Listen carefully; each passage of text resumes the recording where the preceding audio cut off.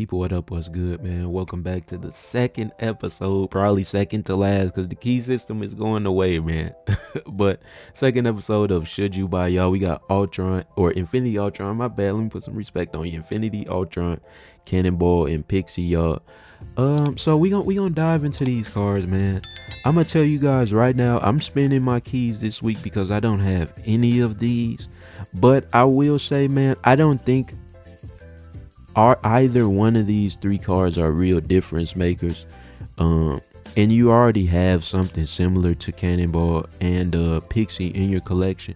Ultron is a very unique card, and we're gonna dive into all three of them, as y'all know. But I don't know if he's gonna be that good, man. But before we even get into the analysis, man, make sure y'all hit that like button, comment, subscribe. We're on the road to 4K. Let's dive into our boy Infinity Ultron, y'all. We got two tabs open up because they ain't got the pictures for the stones, y'all. But 5 cost card, man. 5-6 power. Add two Ultrons. Add two Ultron stones to your hand, right? And so we could kind of look at each stone, right? They all have really good abilities, right? Space Stone move the lowest power card here to locate to Ultron's spot. Add a drone, a equal power drone to Infinity Ultron, man. We got put a card from your hand here. Nice little E-sign stone. We got the Mind Stone, which is basically Wong. We have double Infinity Ultron's power, and then we have, kind of like a little dazzler type stone. A little dazzler kind of mixed with Ironheart type stone. Now, let's get into them, right? We look at all the 5 cost cards. Like I said, man, there's nothing like Ultron or like Infinity Ultron at 5 cost, bro. You could like make an argument that Ajax is similar, but I would more so compare him to Thanos and Arsham because he's shuffling cards into your deck, man. I really think of Ultron as kind of like a 5 cost Kate Bishop, in like we don't have a Kate Bishop esque card at 5 cost. So I really like him in the sense that he's unique. Like he provides a number of different a number of new deck building opportunities, right? Like we look at a lot of these, bro. There's not really a lot of 5 cost cards, I would say, that you want to cheat out early, right? Like if we go to the 4 cost cards, y'all, man, a lot of these cards, man, that's the main reason why Zabu, Psylocke, Ravonna, those type of cards are everywhere because you always, I feel like 4 cost cards, you always want to cheat them out, like Galactic, Winpool, man, Doom, Captain Carter, Beta Ray. Like almost all of these you want to cheat out, right? But or not all of them, but a lot more. But at 5 cost, bro, you don't really have that, right? So I like them in the sense that you will be incentivized to do some new things, like put wave on turn 3 so that you can get Infinity Ultron out, right? A turn early, and you weren't really doing that with any other one of these cards, like I said. But I don't know if he's gonna have that big of an impact, and the reason for that is the cost of the stones, bro.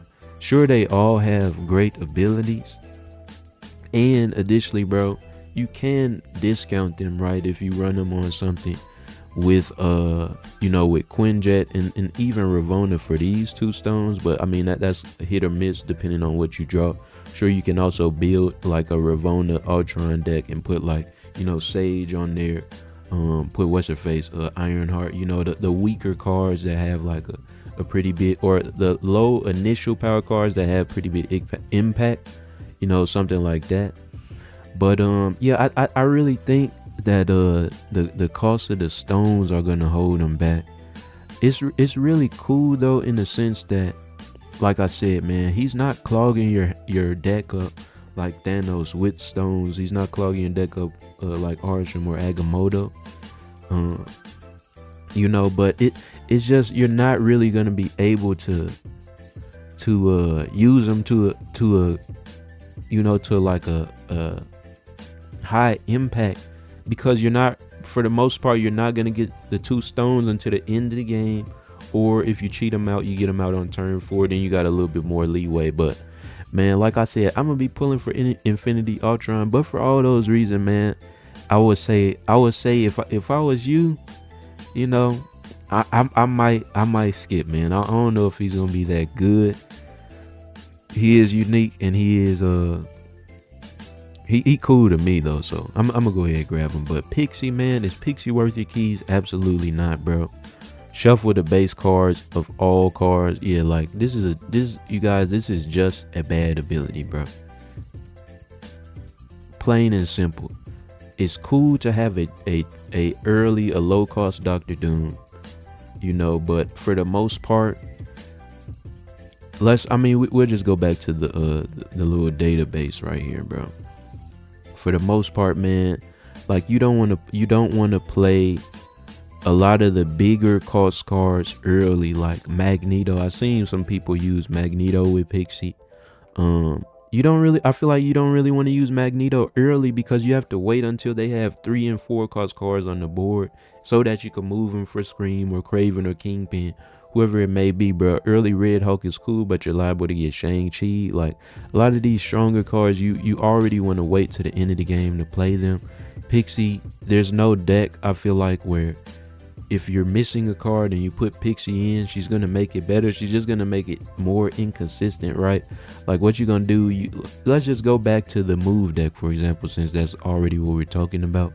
Let me see if I could pull up decks right here, bro. It should be in the meta. Should be one of these top. Y'all know we be doing a little bit of analysis, a little bit of breakdown over here. But we should see a Scream deck sooner or later. Where my CL at? 350. Ain't no Scream up here. All right, we'll just use this as an example, right? Who are you replacing in the discard bullseye deck for Pixie? Nobody. Plain and simple. You're not taking any one of these cards out and putting Pixie. I hope my cam is not blocking this, but you're not taking Pixie. You're not taking any one of these cards out and putting Pixie in your Suri Sauron or your Carter ongoing deck. You know, you already have other cards that give you consistent discounts, like Zabu, Ravonna. Like I said, man, you got Psylocke, you got Sarah. You know, so she's just not good. You know what I mean? Plain and simple. And then last but not least, man, we got Cannonball. Cannonball is good, man. You can run him kind of as a tech card, and he also obviously fits into the Scream Kingpin move deck, and he fits into junk decks. You don't need him in the Scream deck, bro. Like, you'll be fine with Arrow. Arrow is already stronger than Cannonball, and you have more control of where you're moving the card. You know, they obviously are interchangeable in that deck, and of course Cannonball, I think he's like irreplaceable in a junk deck because there's no other card that does what he does. But he's good, but I don't think he's essential outside of anything other than a junk deck. But he is unique in that sense, right? Like nobody else does what he does in that deck. So I think he's pretty good. Infinity Ultron is mid. Pixie is bad. For all those reasons, bro, I think that this is definitely a skippable week as far as, like, you know, putting it into how good the cards are. Plus, are there already other cards at the same cost that do something that they do already, or that are just a better version of those cards, right? So I probably say no. Like I said, man, I'm missing all 3 of these, and it's kind of a little different. Like, y'all know I make videos, so I gotta pull up with the Cannonball video at some point, pull up with Pixie and Infinity Ultron. So I'm gonna try to pull these, but yeah, I think that this is definitely a skippable week for sure. But let me know what y'all think, man. Am I right? Am I wrong? Feel free to share your opinion in the comments below. As always, y'all be sure to like and subscribe, man. We on the road to 4K. I appreciate y'all for watching, and I'll see y'all next time. Yeah.